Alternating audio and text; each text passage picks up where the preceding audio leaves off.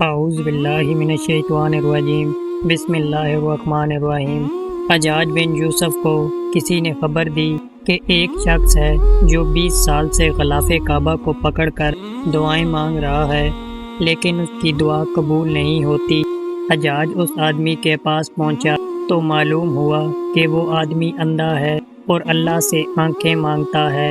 20 سال گزرنے کے باوجود اس کی دعا قبول نہیں ہوئی۔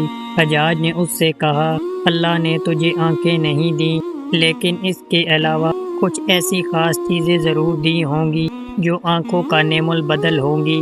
اس نے جواب دیا، نہیں، مجھے آنکھیں تو ملی نہیں، لیکن نعم البدل بھی نہیں ملا۔ حجاج نے اس کو اپنی تلوار دیتے ہوئے کہا، اچھا یہ میری تلوار رکھو، میں 3 دن بعد یہیں کعبہ کے پاس آؤں گا، اگر تیری آنکھیں واپس نہ آئی ہوئیں تو تجھے قتل کر دوں گا۔ 3 دن بعد جب حجاج واپس وہاں آیا تو اس شخص کی بینائی واپس آ چکی تھی۔ حجاج نے اس سے کہا، اب تجھے معلوم ہوا کہ دعا مانگنے کا طریقہ کیا ہے۔ ہمارے ایک دوست کو 1 سال پہلے کینسر ہوا تھا۔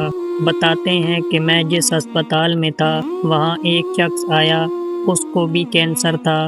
ڈاکٹر نے کہا، آپ کے علاج پر اتنا خرچہ آئے گا۔ اس نے کہا، میرے پاس تو اتنے پیسے نہیں ہیں۔ کسی نے اس کو کہا، اللہ سے تہجد میں اٹھ کر مانگو، اللہ ضرور پیسوں کا انتظام کر دے گا۔ اس شخص نے نہ جانے کس طرح اللہ سے مانگا کہ چند دن بعد اس کا کینسر ہی ختم ہو گیا۔